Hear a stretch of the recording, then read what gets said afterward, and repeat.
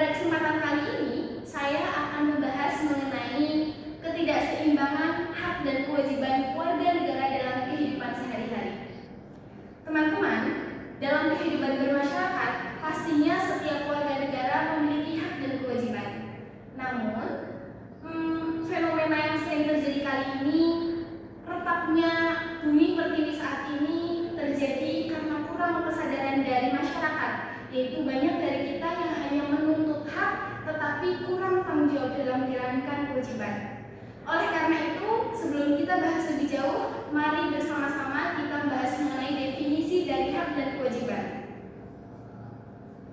Teman-teman, hak merupakan segala sesuatu yang secara sah dimiliki oleh setiap warga negara, yang mana harus dilindungi dan harus dihormati oleh negara, seperti hak hidup, hak pendidikan, dan hak tidak dianiaya.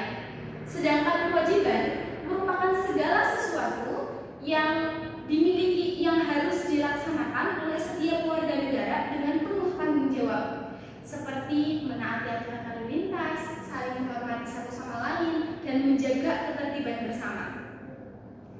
Dari pengertian tersebut, dapat kita kaitkan bahwa hubungan hak dan kewajiban keduanya tidak dapat dipisahkan. Oleh karena itu, penting juga kita untuk memahami konsep utama keseimbangan hak dan kewajiban. Ya, selanjutnya kita akan membahas mengenai konsep utama. Konsep utama hak dan kewajiban merupakan dua hal yang tidak dapat dipisahkan. Keduanya harus berjalan beriringan dan seimbang agar tercipta kenyamanan, keadilan, dan kesejahteraan sosial.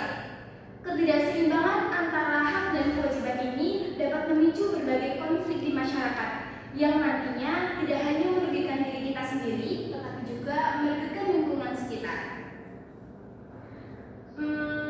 Konsep ini tidak hanya bersifat teoritis ataupun hanya tersaji dalam materi, tetapi juga didasarkan oleh dasar hukum yang kuat dalam konstitusi negara, seperti pada Undang-Undang 1945. Nah, di sini ada landasan hak dan kewajiban warga negara. Dalam konstitusi negara, di Undang-Undang 1945 menyatakan di pasal 27 ayat 1, menyatakan bahwa semua sama di depan hukum. Hal ini menandakan bahwa seharusnya tidak ada tumpul ke atas dan tajam ke bawah. Siapapun yang salah, tidak dari latar belakang manapun, tidak karena status sosial, salah tetaplah salah. Lalu pada pasal 28 menyatakan, dan pada pasal 30 menyatakan kewajiban warga negara untuk menjaga keamanan bersama.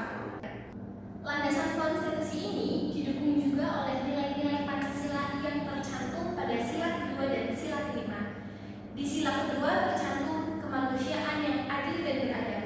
Lalu di sila kelima tercantum keadilan sosial bagi seluruh rakyat Indonesia.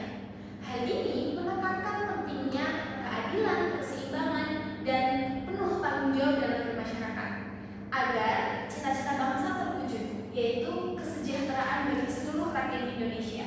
Hal ini mencerminkan bahwa nilai-nilai Pancasila jika diterapkan dalam kehidupan sehari-hari akan berbentuk seperti menaati peraturan lalu lintas, lalu menjaga lingkungan bersama dengan tidak membuang sampah, dan menjaga fasilitas umum demi kepentingan bersama. Jika masyarakat tidak hanya menuntut hak tetapi menjalankan kewajibannya dengan penuh tanggung jawab, maka akan berdampak bagi negara ini bahwa Indonesia tidak lagi menjadi negara yang kacau balau, tapi memang berarah dan mampu bagi rakyatnya.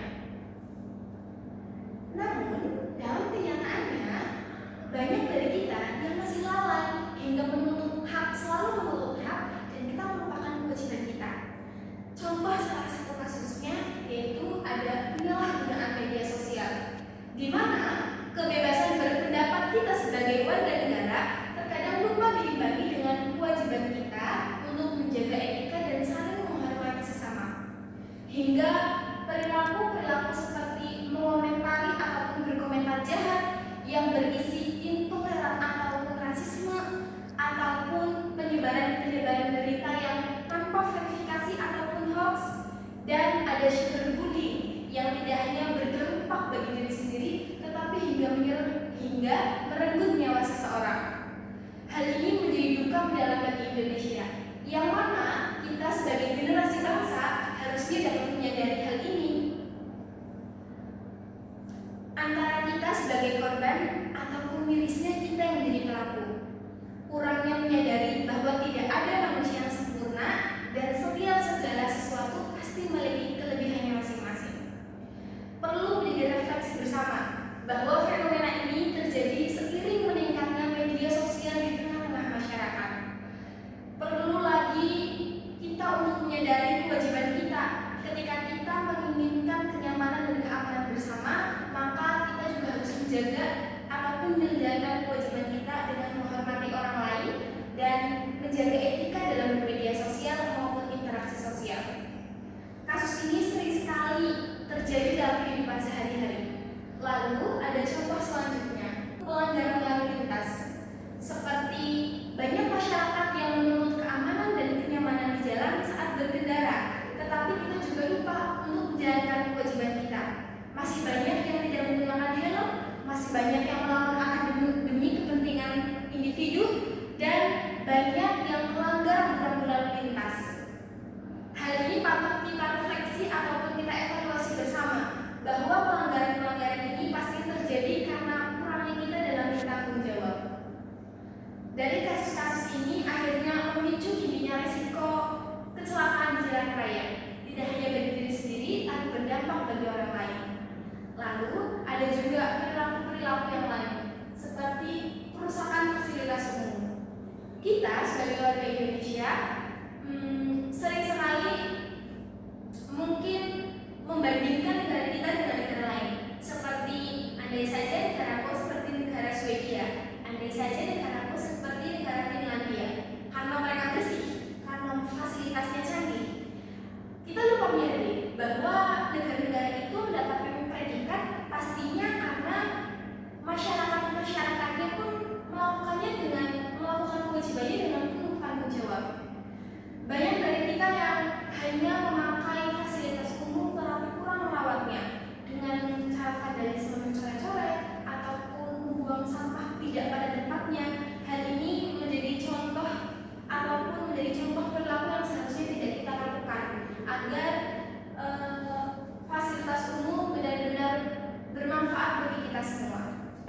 Teman-teman, dari kasus tersebut kita sebagai generasi bangsa perlu memberikan upaya untuk mengatasi hal ini. Salah satunya dengan menanamkan keseimbangan hak dan kewajiban pada anak-anak, yaitu peran pendidikan sekolah dasar dalam menanamkan hak dan kewajiban. Pendidikan sejak dini perlu ditanamkan karakter-karakter yang baik agar nantinya kesalahan-kesalahan tersebut dapat meminimalisirkan di masa depan. Seperti siswa dibiasakan untuk disiplin, guru menjadi contoh dan teladan yang baik, dan siswa diajak bertanggung jawab dalam kebersihan bersama. Mungkin hal-hal ini terlihat hal-hal sepele ataupun hal kecil, tetapi dari hal-hal kecil yang ditanamkan pada diri setiap siswa, maka akan menjadi buah sebuah karakter yang baik nantinya untuk meminimalisir di masa depan. Namun, pada kenyataannya, upaya-upaya ini kurang optimal hingga masih banyak masyarakat yang merasa kritik terhadap kondisi aktual masyarakat. Contohnya, praktik sehari-hari masih terus menunjukkan kecenderungan masyarakat hanya menuntut hak tetapi kurang menjalankan kewajibannya dengan tanggung jawab. Lalu, kesadaran hukum belum konsisten. Masih banyak yang merasa itu hanya aturan, jadi masih banyak yang melanggar.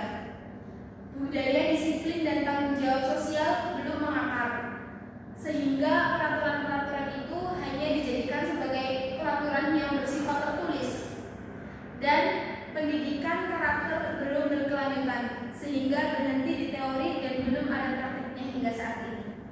Kondisi ini menunjukkan adanya jarak antara pemahaman apa yang harusnya dipahami masyarakat dengan sesungguhnya. Di sini selanjutnya kita ada solusi untuk mewujudkan keseimbangan hak dan kewajiban. Yang pertama ada pembiasaan perilaku disiplin dalam kehidupan sehari-hari. Ya tadi contohnya seperti mungkin dalam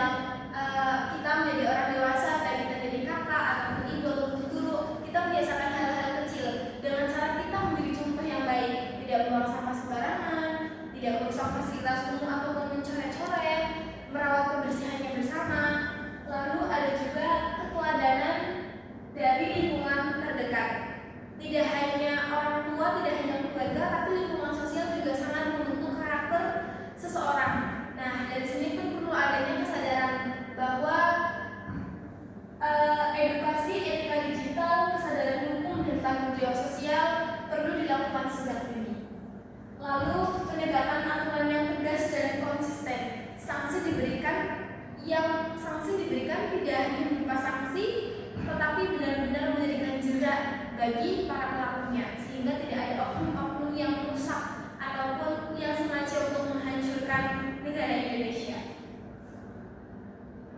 Pastinya perubahan-perubahan ini tidaklah mudah ataupun tidak semudah apa yang kita bicarakan, apa yang kita ungkapkan. Praktiknya pasti yang membutuhkan tanggung jawab, membutuhkan kesungguhan, dan membutuhkan niat yang serius. Tetapi tidak ada kata tidak bisa ketika kita semua mau bekerja sama untuk berubah lebih baik. Mungkin teman-teman hanya ini yang dapat saya sampaikan. Pastinya banyak kesalahan